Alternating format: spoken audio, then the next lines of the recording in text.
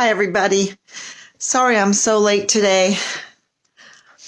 I'm over an hour late. I know. I'm so sorry. But I'm about to post why I was late. Also, today is our daughter's birthday. Happy birthday, Allison, on day 172 since Richard vanished. So I've been doing a lot of recording and journaling to put everything together to release like a bulk of information. And hi, everybody. Hi, everybody. Sorry I'm so late. I've just been working really hard to put a lot of information again. I know I did the infographic, but I just had to put out another like update, journal everything. And then I have another source that's giving me good information about the Bureau of Land Management to try to get maybe EquiSearch to search some areas. Texas EquiSearch. I was never told that that land was maybe a chance that if I work with the Bureau of Land Management, that I could get that area searched, because we have been in contact with Texas EquiSearch, also canines. And, but it's just getting permission, because our permission has always been denied because it's a military base, and they control that heavily. I don't know if they will let us do it. I will really be surprised if the Bureau of Land Management will let us search for Richard. I can, a really good idea came up with that from the same source, that we should have, what do you call it?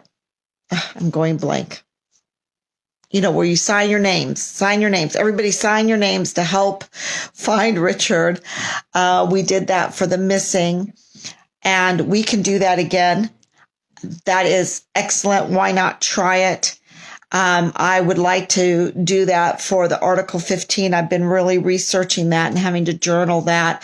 I've been waiting for some results from the 15-6. I've been giving nothing except for they're going over Richard with a fine-tooth comb again, doing a life timeline of him. I hope they're doing that to the unit and to the battalion. But I have been given nothing from the 15-6. Neither has Rob. Not even like a preliminary report. Okay.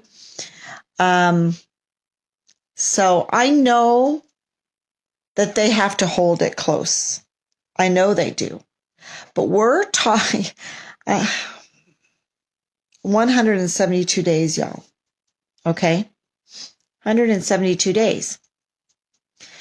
So what I have been journaling is lots of questions again. I submitted on day 100 questions.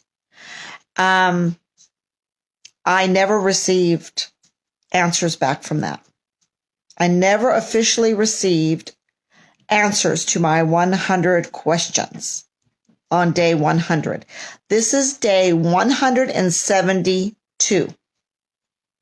Okay? So there is so much. You would not believe how much that you have to document and journal and record and tape to get this to work. It is so much. So if you are in a very bad situation, in a bad unit with bad leadership, I am hearing from family members that they are afraid for their soldiers' life at the hands of their leaders in the Army, in their own country. They are afraid for their soldiers' lives at the hands of their leaders. This is reprehensible. Reprehensible. And I cannot stress to you enough to remember that Richard joined the Army with the best intentions. He was number one in basic training. That takes a lot of hard work. He received an AAM for that. He was number one in AIT. That was a lot of hard work. He was a guidon bearer. He was combat lifesaver. He was 300 plus PT. That was a lot of hard work.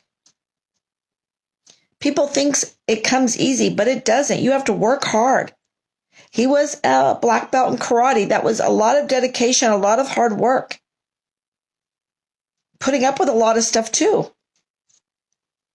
So it's hard work because we were back and forth from Ireland to Germany. So it was a lot of dedication and timing things properly and everything. So, he went in with the best intentions. He was promoted with waivers to E4 very quickly. Very quickly. He received in the first 14 months 3 AAMs. Those are Army Achievement Medals. Outstanding performance on his equipment. So you have to really understand that. And God blessed us with that. Because if he didn't have that kind of record, they could be walking all over us right now. Because from the beginning of this, that we found out day 36, oh my gosh, I was telling my family, Richard's dead in the ditch somewhere. Because 36 days without hearing from him, being missing, no money out of his bank account, nothing. From day one, it started with the twisting of a narrative to demean, to discredit Richard, to make him look very bad in our eyes, to tell us about his involvement with a girl or with girls, his involvement at the border, with the involvement with the cartel. And these were all rumors, and they were all false. And that's not the only bit of it. There was more. It physically made me ill. And to find out one after the other that those were lies, twisted truth to make us believe a lie, to make us believe a lie. They can tell you the truth, but they can twist it. So in your mind, it's a psyop. It's a psychological operation to make you think a lie, even though they're using the truth, but they twist it. That is going on. Like I said, turn off your TV. Turn off your TV. The TV is one big psyops, psychological operative, to get you to believe what they want you to believe, to twist you up in knots, to put the fear in you of mankind. But the only fear you should have is the fear of God. And his burden is very light. Man's burden is, it puts you under. It pushes you over. It pushes you over the ledge, and they destroy you with it. Think about it. Buildings and buildings. I just went up to D.C. Buildings upon buildings upon buildings of regulations and laws and taxes and ways to swindle us. Not just out of our wealth, but to swindle us out of our freedoms, to swindle us out of our children. Richard was a volunteer soldier with the best intentions. And a true leader leads with skill and charity, and with the well-being of the people he is leading in mind for their lives. The Army has all of these requirements. They have the oath of office, the oath of their enlistment.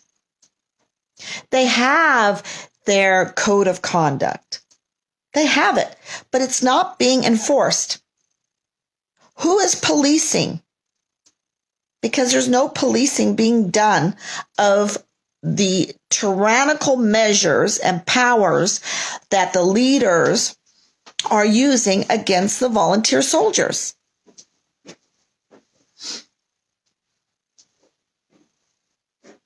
Unto destruction.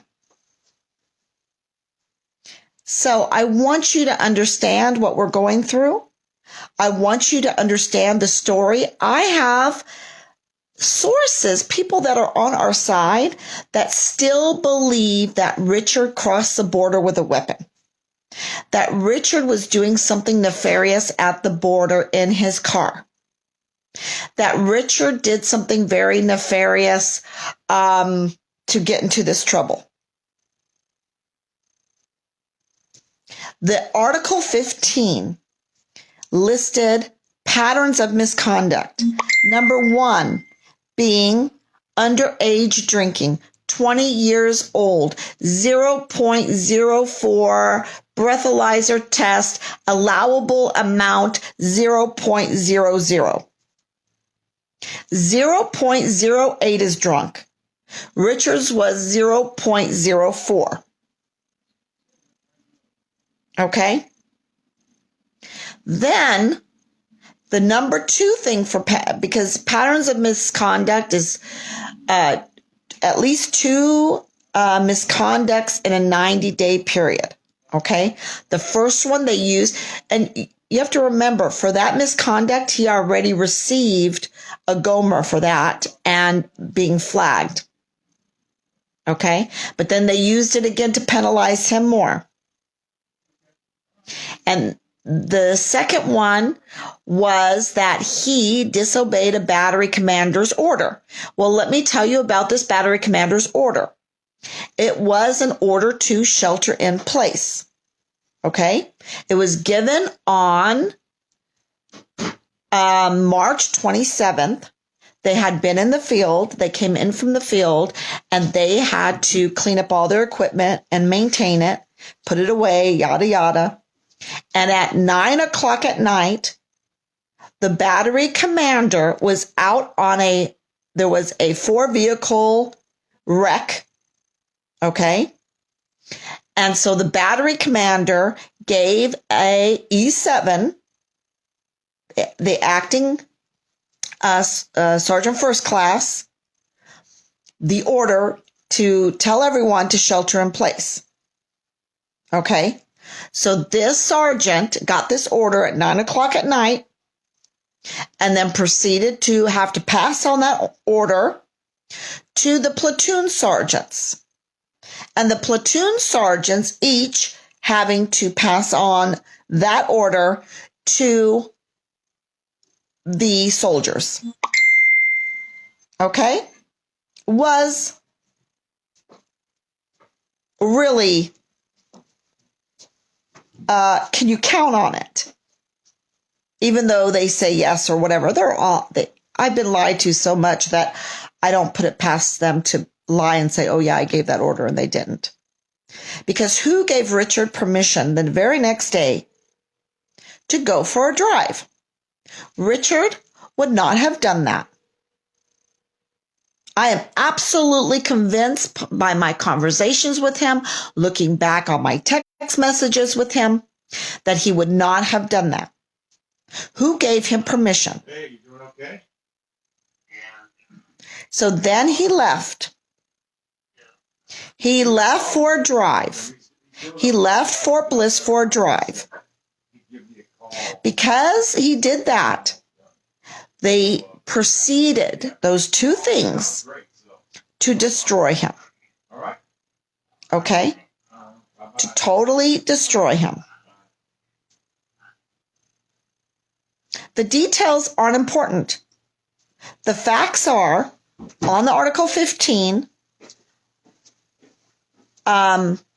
drinking underage 0.04, allowable amount 0.00. And number 2, disobeying a battery commander's order to shelter in place because he left Fort Bliss the next day. No charges made. Nothing, no charges, no other trouble, nothing. And for that, they demoted him 3 ranks, gave him 45 days in the summer heat, wearing a mask, letting him be hypoxic. 45 days of working like a dog, quote unquote, our sources say, until 11:59 at night from early morning, only required to give him 4 hours of sleep. At the end, they were dragging him out of bed. That's assault. And then 45 days of restriction. And then 50% of his pay that was left over because now he was a private. So everything he worked hard for was taken away. 50% of his pay for 2 months. What else did they do to him?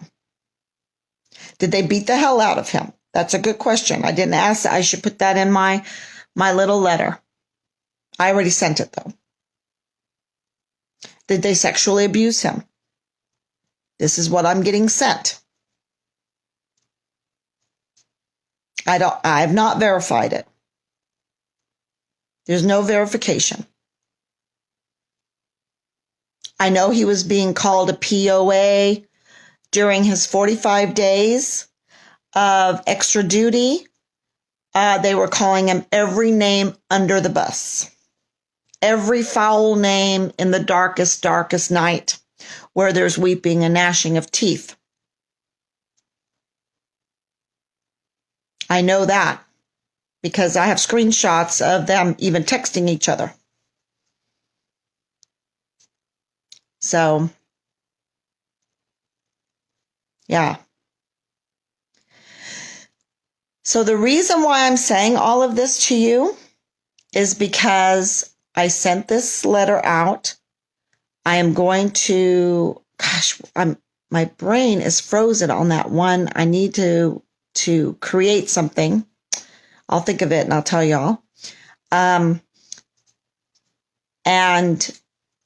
I sent this to the highest of the high that I maybe there's one more higher. Maybe there's 2 more higher. Who knows, But anyway, 4-star generals. And I'm requesting that they restore Richard, that they rescind that Article 15. And I really need your help to spread the document that I'm going to release, a PDF of the document, so that people will understand what happened. I will let you know when I release it. Also, if anything happens, if this gets cut off, if Facebook gets cut off or whatever, you can go to McGuffeysOnlineTutor.com and it will be on the public section there. That's my site, McGuffeysOnlineTutor.com. That's my private site. Okay. I have not been active there. I have one person I feel really guilty. I need to get to her because I normally take in 3 to 5 people free. I give them free homeschool consultation. And she requested to be one of those free ones. And I need to get back with her on that one. Please be long suffering with me because it's been really busy. So, and I will be very glad to put you through that free program on how to homeschool. But that's my site, McGuffeysOnlineTutor.com. What else? We need to put a hold. That means defer all Article 15s on Fort Bliss. Yes. Because they need to be reviewed before they're allowed to continue. That's my request. And then the very last thing that I want to get out is to say that all Army recruiters should not be allowed on a high school campus. There should be no new recruits under the age of 20. You know, I first stated 22, but then I went to go look at the Bible and what God says about Army recruits, and his age is 20. So I'm saying 20. And if we're really being proper, then we should lower the drinking age to 19. I don't think there should be a drinking age, to be honest with you, because it just doesn't do any good.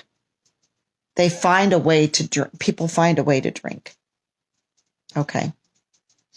So, you know, I'm just saying, you know, and then they can make a criminal out of you. It's just another law to make a criminal out of you. You know, you're a criminal.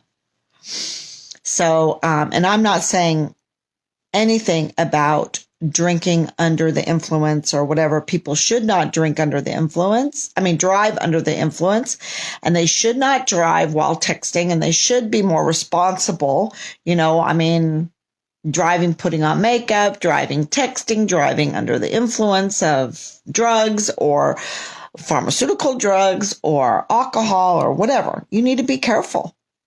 Or being tired and driving. I do think that you need to be responsible. That's not what I'm saying. But they can really make a criminal out of this drinking age thing. Okay? Out of all of us. So that's really what I wanted to say. On a personal note, my dad is in the hospital right now for treatment. Clinic right now for treatment. And I just really would like prayers for him that all will go well. Yeah.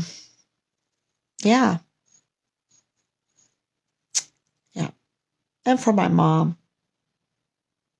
Mom, if you're watching. Okay. So, let me see if I have any questions. I'm a little bit feisty this morning because of writing all that. You know, when you're journaling and writing all and remembering everything, it really makes you feisty. Man, it puts a fight in you. You know, you're like, wow, what can I do? Oh, I need to call this lawyer. I need to call this person. I need to call that person. I need to rally again. Where's that megaphone? I mean it. It really makes you feisty. Oh. Good morning, prayers. Thank you so much. Yeah, I hope I get. Oh, happy birthday, Allison. Thank you. And his faith. Yep. They said he was an atheist. You know, they just said that because they knew how important my faith was to all of us, and they wanted to divide us from our son. Absolutely. The way the PAO handled our first phone call, that was to divide us from our son, from caring about our son. Oh yeah. All through it. It's a psyops all the way through. Don't be carried away. Always check with what people are telling you, because I'm going to tell you right now with this whole DC thing, because we were there, they are twisting it. Am I saying that everybody was innocent? No, but you're talking about 1 million people, and they are twisting this. And I just remember the summer and all the things that were happening in the summer and everything they were saying in the summer. And I just remember, I like to go back and meditate and remember things. And something is up, y'all, because they are pushing false narrative. A very dangerous false narrative. And is this happening? Is this kind of toxicity in our military as well? Wow. Turn off those news channels and talk shows and stuff. It is so toxic, y'all. So toxic. Do not believe it. It's one psyop after the other. Oh my gosh. I'm just sackcloth and ashes. That's what we need. We need a lot of repenting if we fall for this stuff. Wow. We are so naive. We are so naive if we do not look into what they're telling us. And I have to say, maybe God prepared me, because at the beginning, day 36, I was a bit naive. And as it went on and on, I was like, oh my gosh, they're so evil. How could they be this evil? They couldn't be this evil. They couldn't be doing this to my son. They couldn't be doing this to us. They couldn't be this cruel to us. They were, they are. They were and they are. And they need to repent, pay restitution, and then by forgiveness, by that restitution, they can be restored and they can go on to do their duty, be restored to their duty. Oh my gosh, y'all. There's so much evil going on, and toxicity. Man, it's far worse and far scarier than getting ill. Breathe the air. Do not forget to breathe. Do not forget to show your face. Do not be afraid to show your face. Do not forget to hug people. Do not forget to check out how evil the germ theory is and how it has become our political model. How it has become our political model. How they have grabbed onto the germ theory for years and years and years, decades and decades, and twisted it to use for high profit and power. It's total evil. I hate it. That's how the Irish say it. I hate it. I hate it. And if you have a messy house, or if you have grandchildren, or you take care of animals, or whatever, then you know the germ theory. It almost said disconnect. Anyway, I just want to say I hate that germ theory. And do not be naive. Think about it. There's another theory. There's other theories. Look up the terrain theory. Antonio Bichon. It's French. It's French, but it's spelled Bechamp. His last name. Okay? Guys, we need to grow this page. Thank you. We need to. They drink with underage incoming soldiers. Some force them to drink. Right. And I forgot. You know what? I meant to put that in I'm going to have to put a PS, because I was told of this ceremony that they have to drink this certain alcoholic beverage in order to be part of this ceremony in crowd, and they go to a certain battery and they're protected. They're covered because they're the in crowd. They've been like initiated. Yeah, I've been told that too. I forgot to put that in my letter. Thank you. The grog, right? The grog. Mm-hmm. Yep. Yep. Someone gave him permission. Thank you, Cindy. Thank you really for everything that you do. I see your support all the time. Elena. All the time. All these people. I see their support. I live 3 hours away. Yes, we're going to be rallying again soon. It's cold weather. God's timing has been impeccable because my father needs our help. My mom and dad need our help, and we happen to be here. Christmas, my dad getting this treatment, helping, the sale of our home, helping to move our stuff. It's in the winter. The timing couldn't have been better to be able to go up to DC to see for ourselves, to meet people face to face. You know how many people I met face to face up there?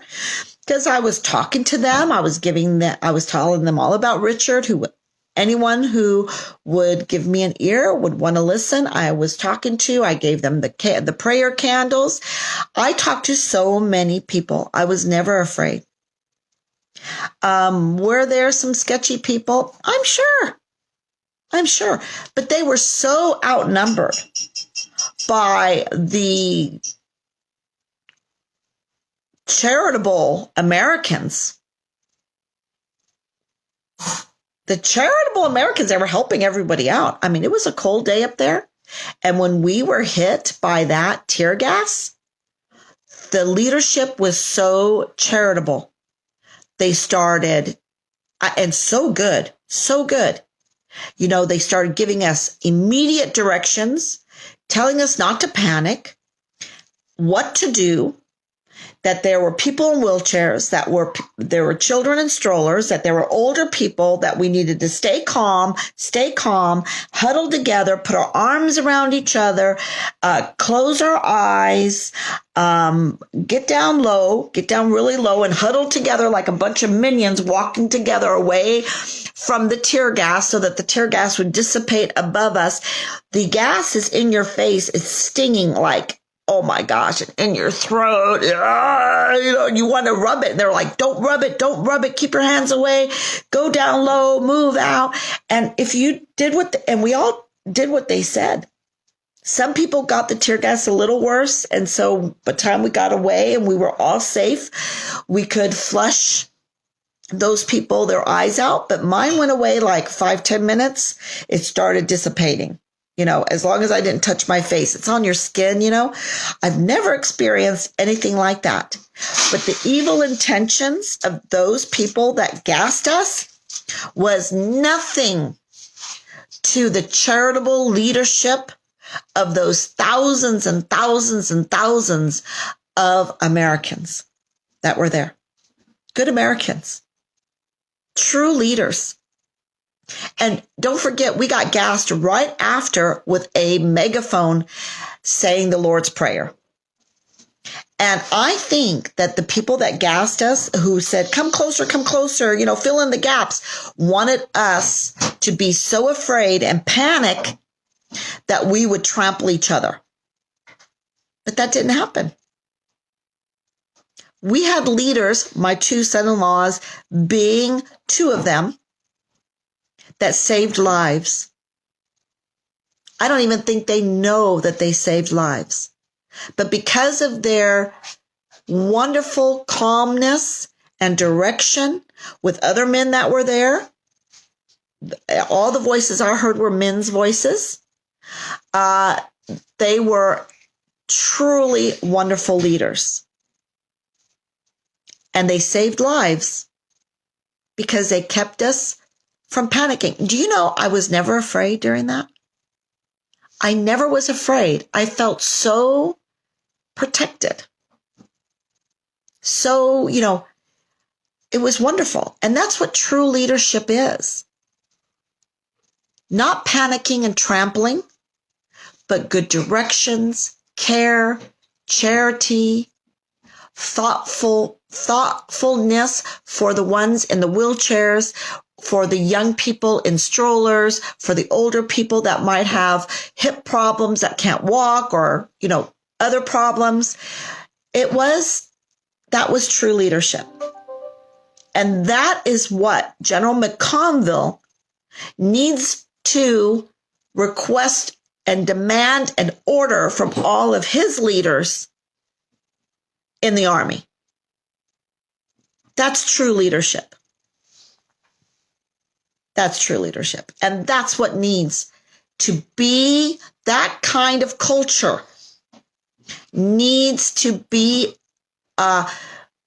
planted and what do you call it? To grow, to be allowed to grow in the military by good training, good mentors. And it's there through the code of conduct. But what have they been training the military? Who's been training them? It's really questionable. So that's why I wanted to come on to tell you what was going on, why I was late coming on, why I didn't come on last night with everything that's going on. But I will be on tonight for the most part, God willing. I'm planning on it, and let you know if I hear anything, some updates. And I do need to have that. What do you call that when you sign your name? A petition. There it comes. Finally, create a petition for the Bureau of Land Management to allow us to search the lands that they control on Fort Bliss. That's a petition. A petition to rescind Richard's Article 15. Okay? That's what we need to do. And that's what I'm working on. So, will we be in El Paso? Yes. Right now, to rally in the cold with a lot of people deployed. Like I said, God's timing is perfect. So we will get there in God's timing. And we're supposed to have a meeting with McConville, General McConville. He's a 4-star general. He's the chief of staff, right? He's a chief of staff of the Army. I got to get all these titles correct. In February in El Paso. So that is our hope. And we pray that that holds. So thank you for your prayers. And yeah, and thank you for all your support. And please share, comment, talk about it. Thank you so much. And contact me, any of you in the Army that have unjust Article 15s, contact me through our number 941-677-0060. Okay? God bless you all. Bye-bye. And anyone that knows anything, please come forward. Don't be part of this evil. Because if this evil is allowed to continue, it's not going to get better, y'all. We get thrown into the darkest night where there's way, way more weeping and wailing and gnashing of the teeth. We've got to nip this in the bud. We've got to face it and solve the problem. We've got to repent, have restitution so that we can be restored. Okay. God bless you. Bye-bye.